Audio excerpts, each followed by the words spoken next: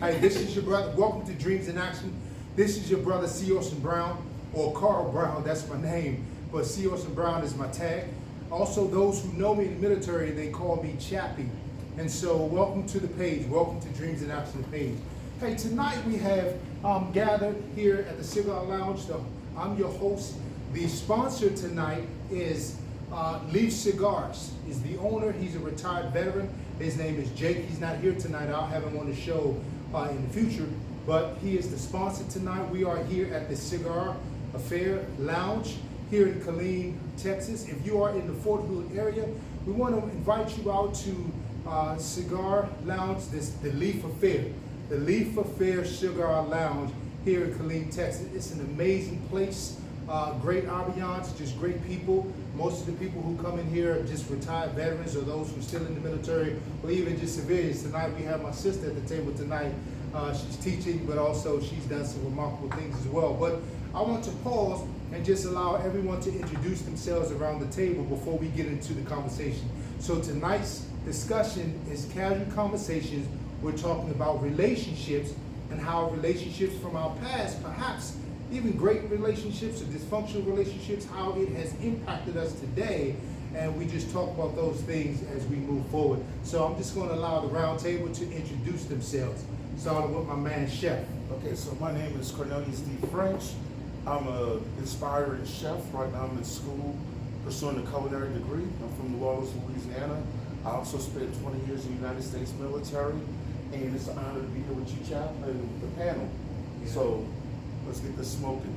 All right. My man Sean, he's looking fresh, he's looking dapper. That little jacket is looking nice. He got a smoke jacket on tonight.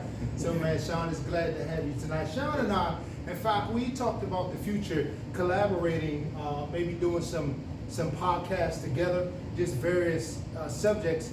There are a lot of content out there today where men are coming together, doing some great content, trying to up-level ourselves, to trying to be the best versions of ourselves. And we even talked about as we do things in the future, that we come dapper. We dressed up with nice suits and ties and allow men to look great. And so also just want to invite folks out that you're in this area every Sunday here at the Cigar Leaf. We're going to try to have casual conversations until I leave to Hawaii to be an instructor.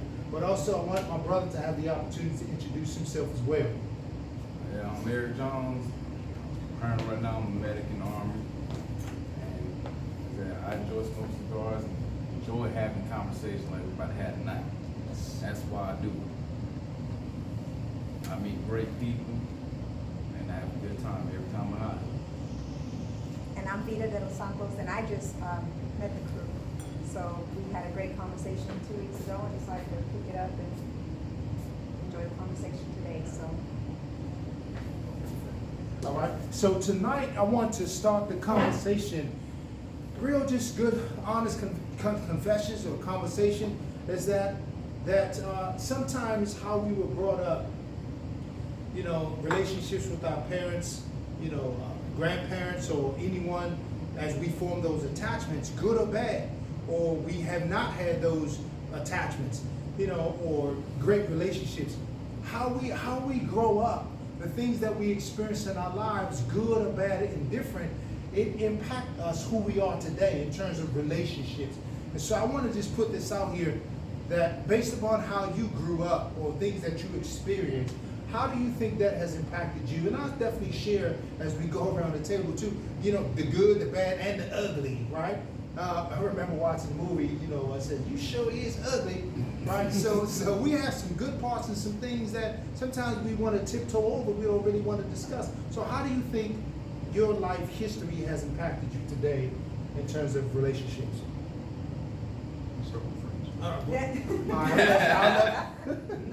I'll let Chef. And pause for a second. Tonight's cigar, too, I just want to say, is Padron, 1964 Padron cigars, all right?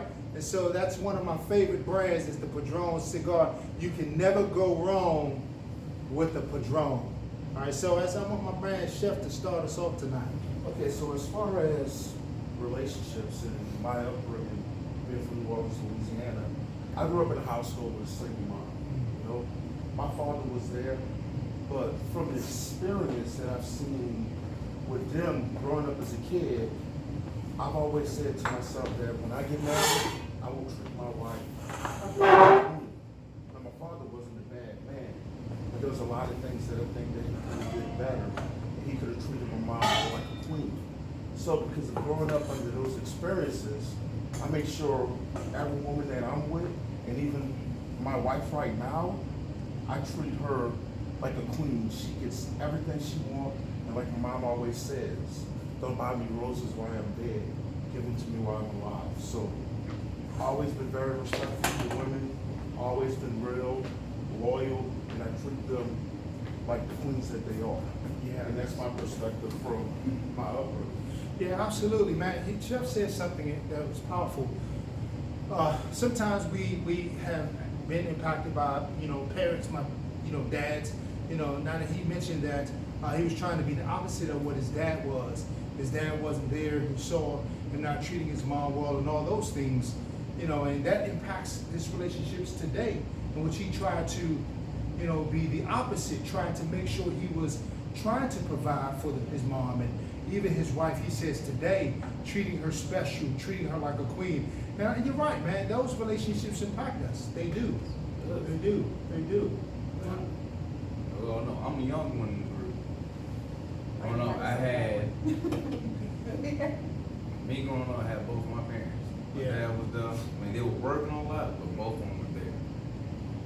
And it was the way I look at relationships these days. I saw how my dad treated my mom and how he raised me and my brother and my sister. His main job was, I gotta provide. Right. So that's how I look at my relationships. I have to provide. Yeah. That's my job.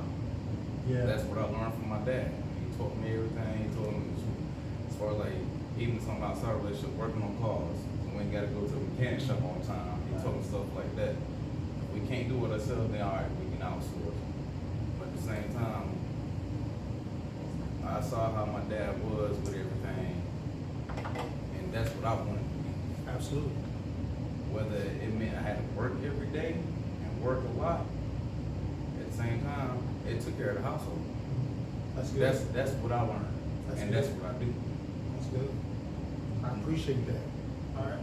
I operate from the dysfunctional side.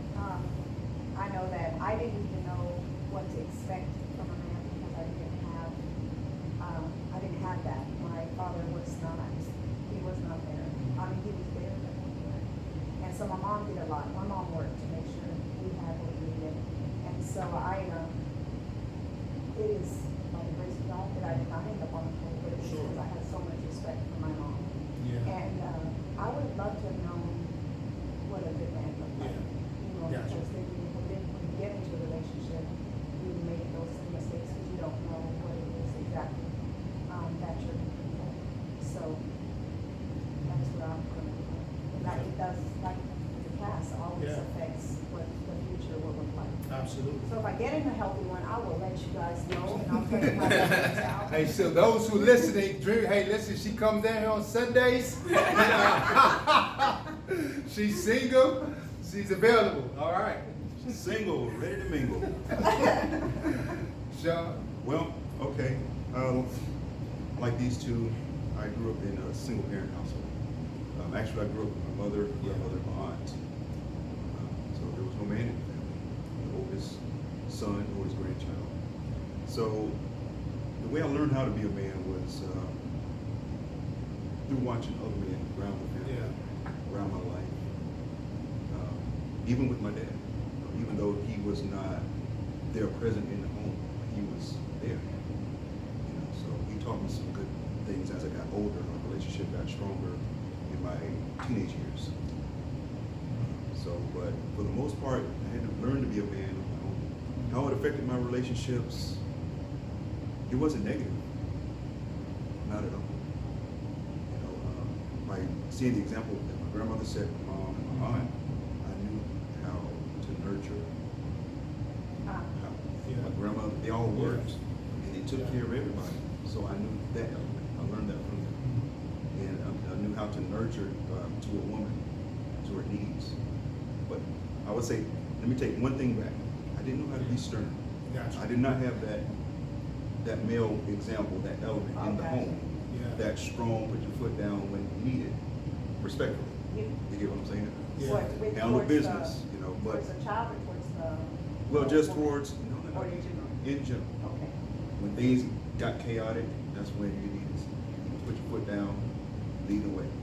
You know, and I believe a Yeah. man's supposed to lead the way anyway. Sure, sure. He's the head of his household. Yeah, You know. and I agree. I appreciate all you are sharing your story. So I want to share my story as well, because our past impact us. How we were raised, how we grew up impact us. I grew up single mom until I was 12, all right? So I got the mic here, so we may have to project a little further. But I grew up with my mom, single mom, raised, you know, two younger sisters. We all slept in the same room, all of us, mom, sisters, all in the same room, staying with my grandfather and my mom's sister, my aunt, and her kids, my cousins, boy and girl slept in another room. So we all on the top floor in different rooms. But when I was 12, we moved with my father. And so as I was with my dad, yeah, he tried to do the best he could. You know, there were some areas in which he wasn't available. You know, he was working, but then he got injured, and so he was out of a job. And so I watched my mother work 2-3 jobs and struggle. I want to tell you this because it's going to lead to something. I don't want to take all the time. But as a 13-year-old boy, watching my mom struggle working 2-3 jobs, it impacted me in a way whereas I needed to make it. Any means necessary, I wanted to make it and never be ass out, to never be poor again, to never be homeless again, to make sure I provide. So that was my molding. So my molding was just to provide and to find a way to take care of a woman. Now that's nothing bad about that, but if it becomes that's your sole focus, then that makes the sole focus is all of my work is about trying to find a woman to take care of. Man, I'm going to talk about this thing some more in another podcast and another example because it does impact you.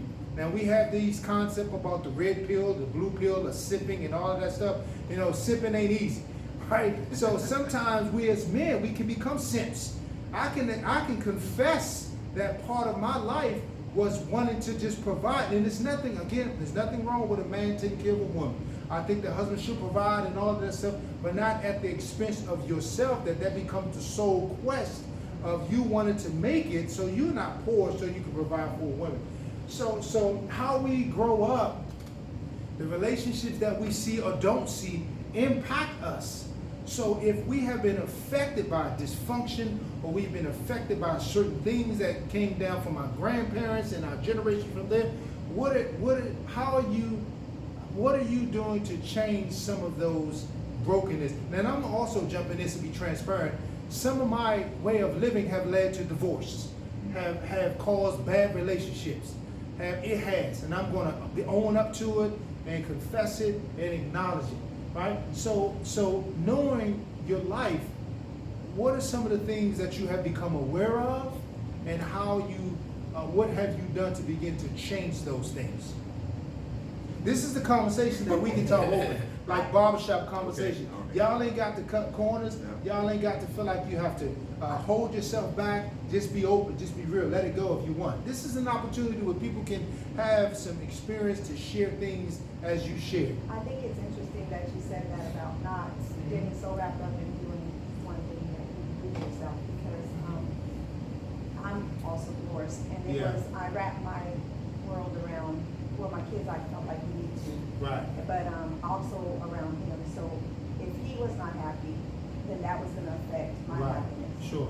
And I thought that's what I was supposed to do, Right. was to ensure.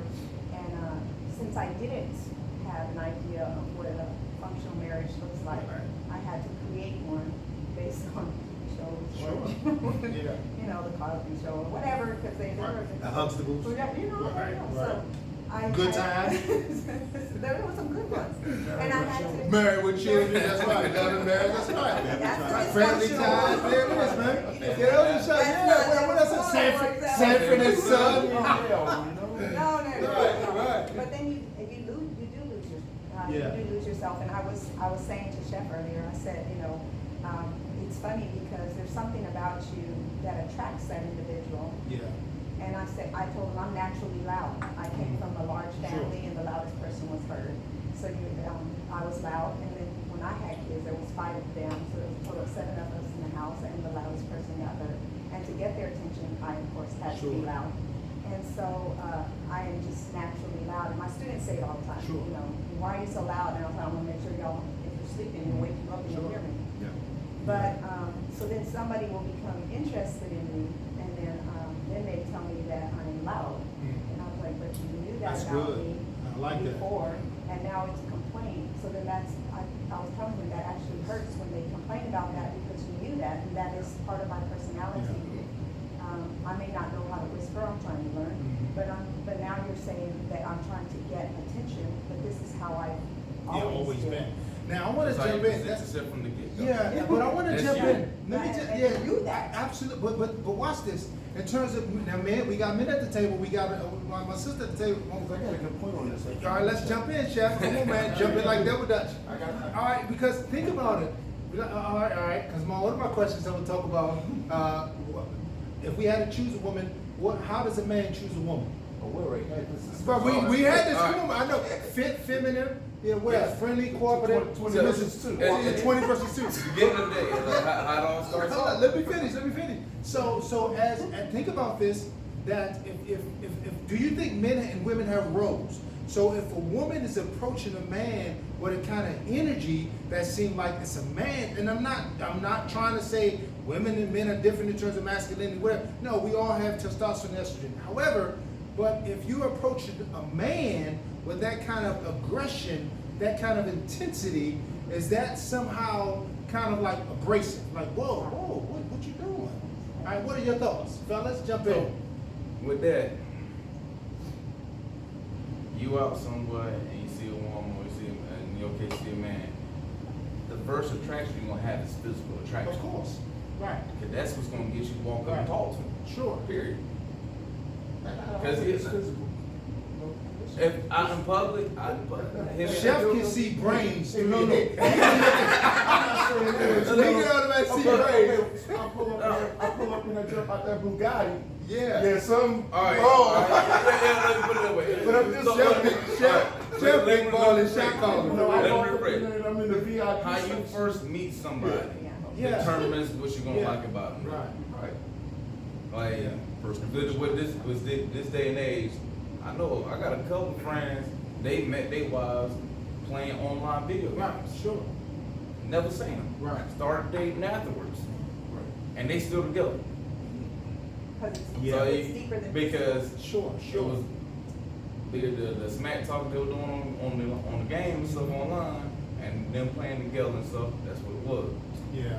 But on average, you see somebody, you going out, you see somebody, and it's that physical attraction that first gets you to talk to them. What's it like for women?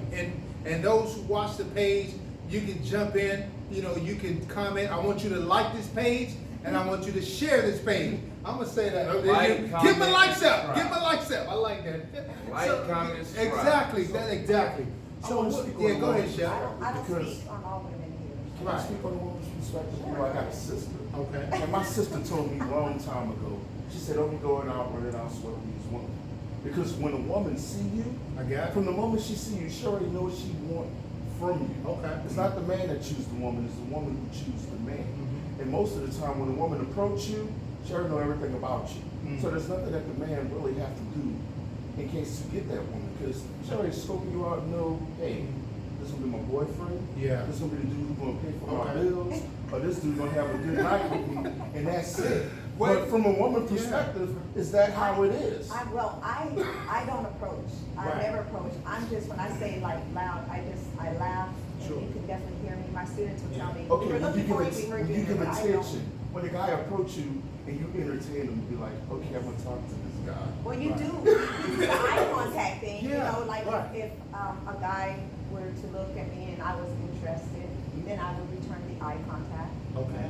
And then, so then, You're to me, evaluating what you want right. from them. And then, of course, the eye contact, so, you know, then you see some, you know. So you do see something, you go, wait a second, no, that's okay. So you just shoot that guy there, okay, Yeah, got I it. mean, and Okay. but it's, you know, if I'm looking and a guy looks at me and there's, you know, you just kind of, you just keep, it's a quick, you Yeah. know, kind of thing, but you know, when the interest is there, don't act like I'm do the eye contact thing, and it's all, just Right. kind of look at them. Right.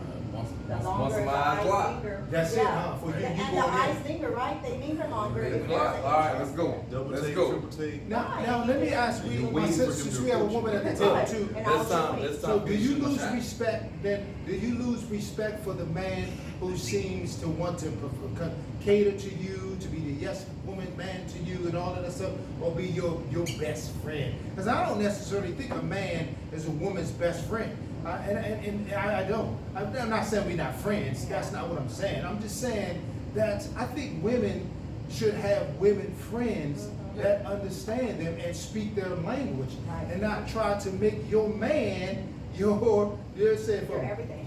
I wanted to say something else, but since we're gonna go there, right, to not make your boo, right? Your girlfriend. Right. So, and I think guys should be with other guys, with men. There's something good and powerful about when men dwell together. Man, that sounds like that's scripture. There's something good when men can dwell together, right? The testosterone increases, our competition increases, not competition with each other, but it just brings out something in the man. It raises up that chutzpah in men. Yeah. So I think men ought to have tribes, right? The next time we together, we're gonna just have men dialogue, for real. I think men, do you think men should have time with men? Yes. I'm just here. I'm so sorry to invade on. That's all right. No, you're not. Don't do that. But I feel the Yeah. same way about Sure. women. Yeah. I think there's nothing more powerful than when women can Yeah. appreciate each other.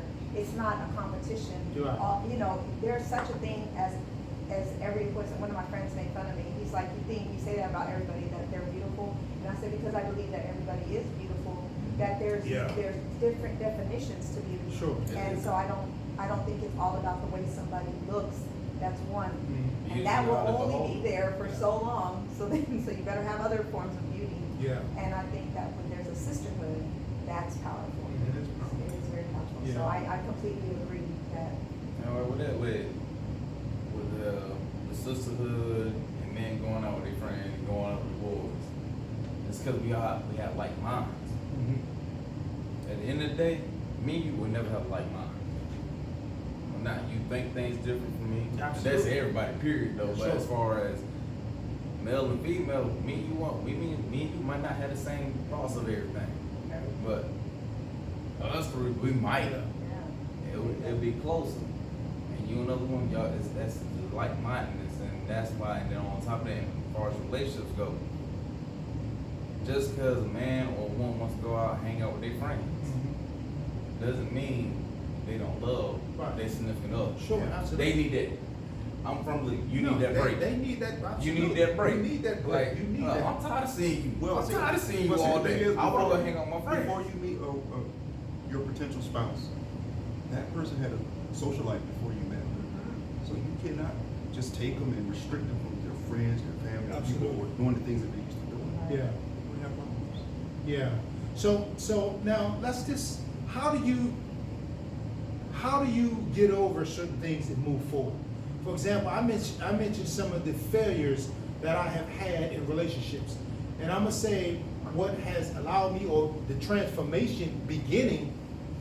I'm gonna entitle a future podcast called "Be Born Again," and I'm not talking about the Christian perspective. I'm talking about understanding pain and hurt and brokenness and being reborn to recognize what was broken so you can do something different. For example, when I say that I've come to a realization that the type of people that I was dating, it's not that I was trying to rescue my mom. Rollo Tomasi has this concept of the white knight, right? And the white knight has this rescuing chivalry perspective of I must save the woman. Right? And as you mentioned earlier, we watched the Disney movies and all of that stuff. I think men want to be able to be that strong tower for women. But at the same time, at the expense of yourself, that's the imbalance that takes place.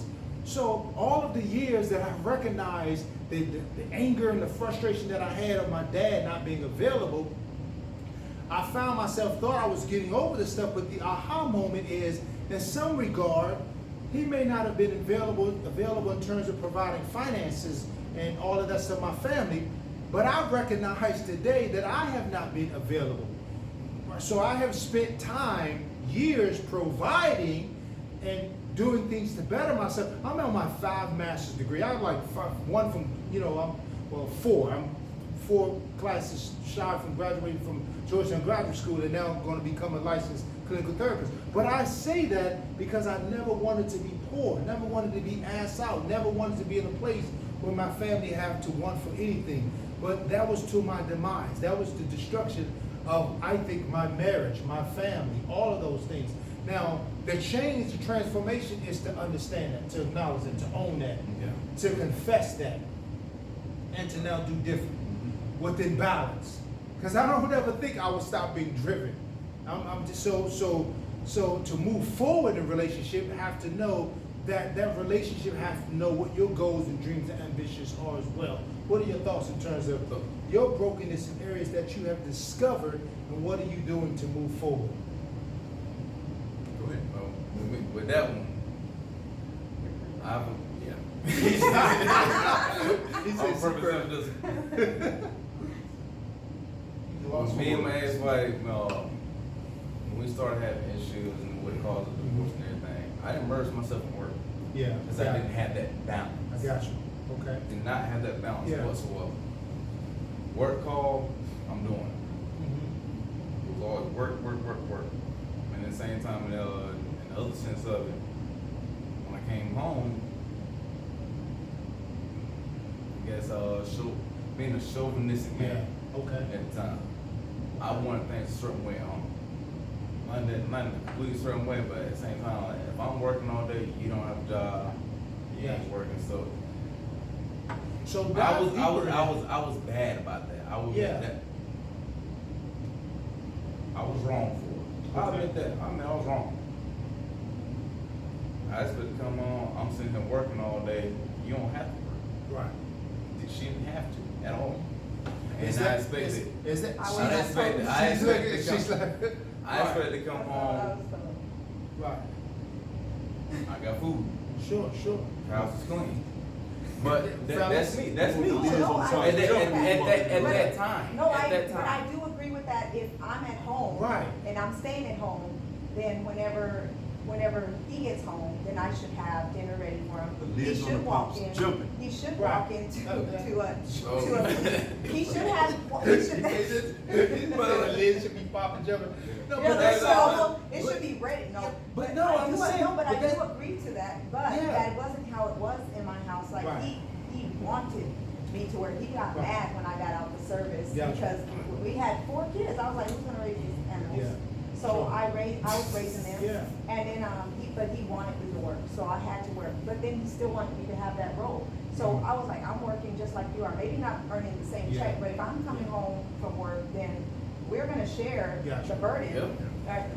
Yeah. Or if you don't want to share the burden, then that means one of us is going to be here. There's going to be burdens on either side. But he did Right. immerse himself in work. My cousin, So Now, before you say that though, because I did not let you off the hook, because you said that going through the divorce, and then go deeper, going through divorce, you immerse yourself in work.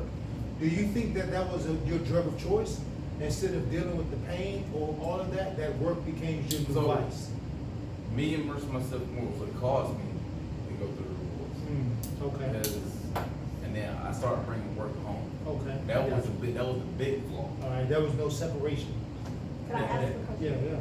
Well, because he said that I was hurt by the fact that what mattered to him was what people at work thought about him, or what the family thought didn't even matter. It was you cared more about the recognition you got there. Okay, yeah, you're the top soldier, you're the #1 soldier, you're whatever. Yeah. But here in the house, we don't know you as that. The kids don't know who you are. I don't know who you are.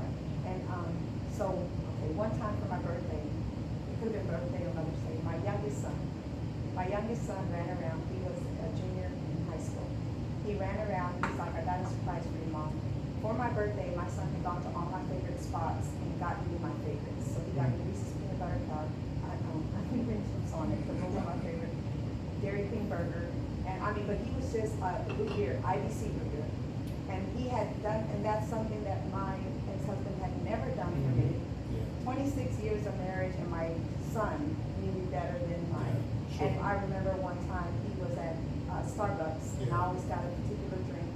And I'm a picky person, so it was a peppermint mocha with coconut peppermint, extra Right. hot, and no whip. My son saw, my ex-husband calls me, he's like, I'm at Starbucks, what do you want? And I was like, seriously? And then Yeah. I was like, is Damien with Sure. you? And he said, yes. I said, ask Damien. Mm. And I hung up the phone. Wow. And that was so hurtful to me that my youngest son, that was his goal to give to me. He's like, Yeah. let me show you how much I know you. Sure. And my ex-husband did not know me at all. Mhm. And I speak Spanish, my family speaks Spanish, and he doesn't know a lick of Spanish. yeah. Nothing. 26 Yeah. years, you didn't pick up anything at all, Mhm. so it was Wasn't paying attention. nothing, Yeah. not at all. And Yeah. that's so, and that's what upset me, because I knew about him. There was, I did. Yeah. And so that's why I lost myself. I got you. In trying to. Okay. So how do you all move forward? All right. So you divorced, relationships ended.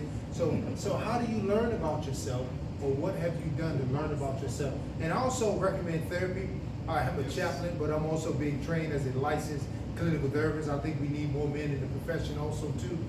So I'm 700 hours in, and will graduate school and now work toward the additional hours to get licensed. So I recommend therapy. In addition to that, I recommend professional development and people moving forward. So what are some things that you are doing to recognize the wounds that you have and to move forward? My counseling starts on Tuesday. You start to, Sean? You want to jump Well, in? I believe that we all need counseling and therapy. Sometimes you go through life thinking, okay, someone may recommend therapy. Like, no, I got it. And some people say, well, yeah, I do need some help. Or they have too much pride. I definitely need therapy. Yeah. Coming along. But right now, tobacco therapy is.